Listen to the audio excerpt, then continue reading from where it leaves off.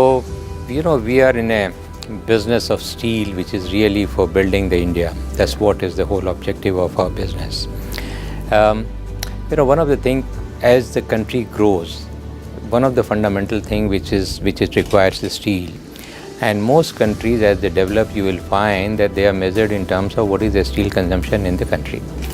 So India is one of those which are still on a very low level. We are somewhere around 65, 67 kg per capita steel consumption.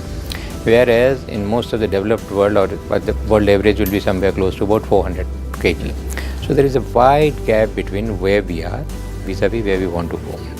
So our motive, our objective is to make steel within India, which is something one of the best quality in the world, to make sure that this is something which goes in building of the entire nation. Now, if you look at steel, technically steel, one could say, is a commodity. A lot of people have this thing in mind that steel is a commodity. Our view is very, very different. We believe that steel of right quality is not just a commodity, it's something which is very different. It's a brand, it is something what, the quality which is, for example, take the case of TMT. Now TMT is something which is rebars, which are Saria, people call it Saria and so on. A lot of times you will find Sarias of quality which is really not, anything worthwhile. We create something which is absolutely super suitable for earthquake resistance and so on. So, there is a great deal of difference between the typical steel which is available in terms of the poor quality material vis-a-vis what we are able to produce. And so therefore this is not just a philosophy for TMT, but it is for the entire the supply chain, whether it is a flat product or it is a long product. And that is how we have created this brand called Panther brand. So you will find that in India, Panther brand is something which is very well respected, simply because of our quality considerations which we have within the country. As far as, if you look at the growth of this company, Jindal Steel and Power Limited, we used to be one of the highest value earner in the country. In the last few years, when the cycles had gone down and we had also created certain assets within Orissa, and then of course at that point of time the coal mines were all taken away from various companies based on the judgment. So we also had that difficulty, but we have so much of grit that we came back to great strength now, and we are again back into our profits. So we have rebuilt the entire production line, completely a new line compared to what we had put up earlier. Earlier we had put up a new product. We are making a system in which the idea was to use only the indigenous coal and convert that into gas and make DRI out of that. Now we subsequently totally have changed that. We have gone for a totally different line, and that's how we have created this new complex, and that's how we have become more profitable. So that's something which is for our business, which we just wanted to tell you. I also want to add here that the promoter of the company, Mr. Naveen Jindal, who is also a parliamentarian, he is a businessman, he is a sports person.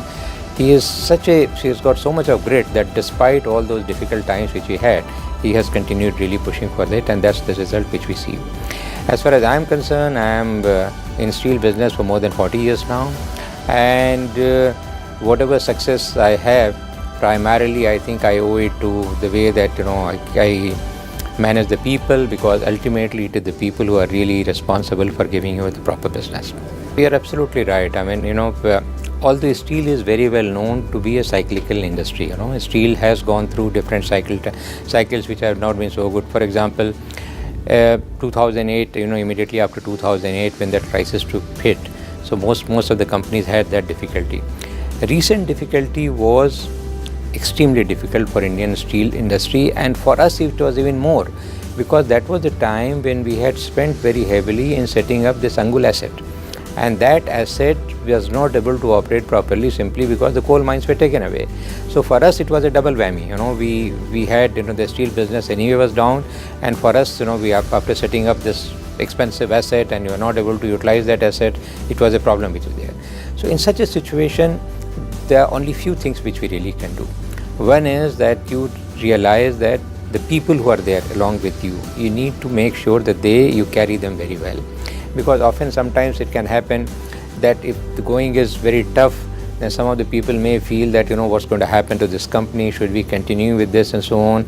So the good part is that the people as a whole, the entire organization really understood this. Everybody took up that challenge. They understood that this is something which is a temporary phenomena.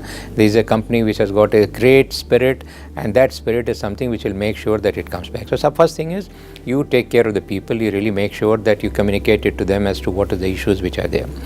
Then you create your own strategy in terms of, you can't just sit back and say that, this is a plant which we have put, and we don't know what to do it.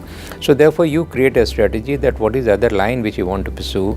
We decided that we want to go for a blast furnace route which is there. It was not easy because we did this without taking any additional bank loan, and that's something which was only based on our internal cash accrual which was happening. Based on that, we cut down all our expenses. The owner had to sell their planes and all the other things which are the other fringe assets which we have. All the non-core assets we got out of. So therefore you find out what is the best way of raising that cash without really affecting the core business. So that's another thing which you do. We also looked at our cash management, the working capital management, because in such a scenario, working capital becomes one of the fundamental things. So how you manage your cash, how you make sure that your cash cycle velocity really becomes very high. So you manage your people, you manage your business in terms of, you determine that what route you really want to follow. Then you manage your cash working capital, and you persist. That's what is the most important. You don't give up, you just persist. As I was saying, first thing is that you need to make sure that the people are with you and you have the right people. This is the first fundamental which is right. And how people work with you? They work with you because they start trusting you. Once they trust you that this is something which is, if I am talking about something, or if the leadership is talking about something, they do start believing that this is what they mean. So therefore you need to create that trust in your employees, in your customers, in your suppliers. In difficult times, there were suppliers who were not paid for quite some time, and they still stood with us because they understood that here is a company which is trustworthy and they will get all their payment, and that's how they're getting their payment. So therefore, you really create that kind of a trust with the people all around. In the entire, the 360 degree of the business, you would create that trust. So first thing is you do that. The second is that you don't give up, never show your weakness, never be in a helpless situation where you think that you don't know what's going to happen. You have to be having the right strategy and making sure that that strategy is communicated to the people with full spirit behind it. So therefore that's how we really do the business. So first thing is, branding is not doesn't happen just by advertisements or anything. First thing is that you need to have the right quality of the material, because if your material is not of the right quality, you can succeed today but tomorrow you will not succeed. So first thing is to make sure that your product quality is one of the best. So that we have achieved simply by having one of the world's best mills which we have. We have really one of the top class mills which is there. The second thing is the process which you follow. You want to make sure that your quality systems, your processes are such that whatever material is actually going to the market, they are really one of the top class. So today, even though we have a lot of competition, you are absolutely correct that we have a lot of competition, but in terms of quality, we are really considered to be one of the top class in the entire country. Let me also tell you this, we are not only operating in this country, we are also operating beyond this country. For example, in Oman, we have a 2 million ton plant where we are making also TMT. And there also, it is the same brand which is being used. And in a very short period of time, in Oman, we became number 1 supplier. And in UAE, which has got very strong players, we became number 2 supplier in a very short period of time. So that has happened simply because the product quality has been very good. The communication to the customer, the dealing with the customer, the honesty in your dealing, the trust factor which I mentioned, all these go into building the brand.